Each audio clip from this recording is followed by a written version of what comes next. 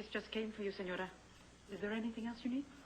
Oh, no, thank you, Carlota. I was expecting this. Oh, this is what it is. Yes. Dissociative identity disorder in America. This is... Oh. Wait a minute. Right, gatekeeper personality. That personality whose role it is to be in control of the switching process of one alternate personality to another. So Jean is the gatekeeper, but she's hardly in control. 2 alters got out yesterday. What if Jean can't stay in charge?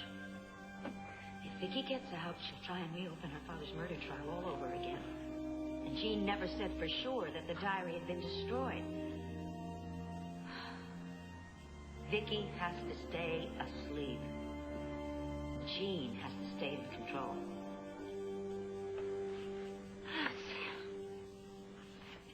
By Martin Goldman? Could it be my Martin Goldman? What a brilliant idea. So when I saw your name as the author of this chapter in this fascinating book, I just couldn't let the chance slip by. I had to call the eminent Dr. Martin Goldman and see if you still remember me. Oh, remember you? How could I forget my old lab partner from med school? I can hardly set up a slide without thinking of you. Is that true? Well, you saved my life in that course, remember? Mainly what I remember is a gorgeous woman looking at me with these wonderful doe-like eyes and asking for my help. Oh, after that, well, I was your slave. Why, Martin, I had no idea. No, you probably didn't. You had the rest of the male student body at Penn to fight off. But it is a thrill to hear your voice. Oh, thank you. You too. And it's just amazing that you ran across my chapter on the gatekeeper personality. What in the world prompted you to pick up that book? Well, I just find the whole subject of multiple personalities or dissociative identity disorder so fascinating. And, well, I just had to call you and tell you how brilliant I think your work is. And I confess I kind of wondered if maybe I couldn't see you.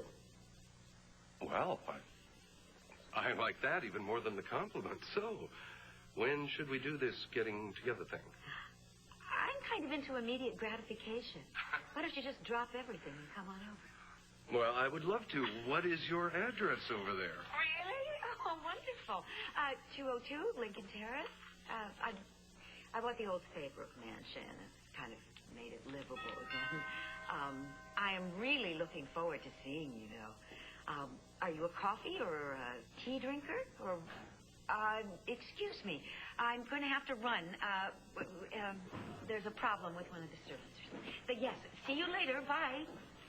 Dorian? Well, hello, Blair. My goodness, don't you, look wonderful.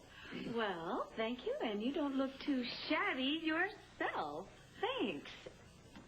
You know, it is so good to see you, and I really am glad that you dropped by like this, but because I am very interested in finding out about your new business and your new husband and all of that, but I am right in the middle of something.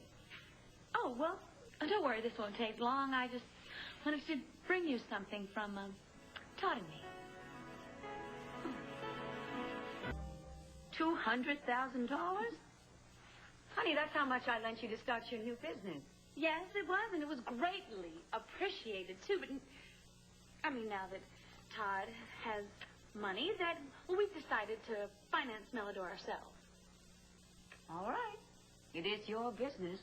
Yes, it is. I got to tell you, I really admire the speed with which you got your name printed on these checks. Don't start. All right. For your information, it was Todd's idea to make it a joint checking account. Mm-hmm. Just like it was his idea for the two of you to get married? Yes? Oh, Blair. I worry about you sometimes. I really do. Well, don't. In fact, your niece here is doing just fine. Mm-hmm. So I see. And I'm really very happy about it. After all, yours is the only wedding gift I've received. Oh, come on. Everybody knows why you married David Vickers. Look, and I am not saying, I think it's great. You're married, he can't testify against you, and you can't be faced with that murder charge again, especially after that little incident that happened down at the police station, the evidence room yesterday. I read all about that in the banner all over the place. Yeah. You know, they might as well call that newspaper the Daily Liar. Clint Buchanan writes that article, prints it, and makes it sound as if I'm responsible when really I had nothing to do with it. Well, no, it didn't say that you were responsible, but it did say that the evidence that got your murder charge dropped is missing. You know, if that little diary isn't there, then they just can't reopen your case now, can they? That's right. Oh, and that is so neat. But I would say that stealing evidence is a little bit risky, don't you think? Blair, I had nothing to do with it. Oh, excuse me. I think you did marry David, and the evidence is now missing. I think it's very, very obvious, Dorian. Excuse me. I want you to stop making these accusations right now. Now, I told you I had nothing to do with it, and I didn't. Mm-hmm. Right. Fine, Dorian. You had nothing to do with it. Just as long as everything turned out just like you wanted it. Look, believe it or not, I do care about you, too. But have a seat, because I have a very big question I want to ask you now. I can't wait. Okay, this is it. You ready? Mm-hmm. How much did David cost you? That is so touchy. David and I got married out of a mutual sense of respect. Please. Look, we are both big girls, Dorian. We both know that David was ready to jump through hoops to get to my husband's inheritance. So, the way I look at it is I think you probably had to cough up plenty. So, how much? Tell me. All right. Since we're both big girls, I have some advice for you. Watch your back. What does that mean? Dear, you may be feeling very cozy now that Todd's millions are in a joint bank account. But the guy is very troubled. And he has a very troubled past. Now, my guess is that he is crazy in love with his beautiful new wife. But I also guess that you don't love him very much at all.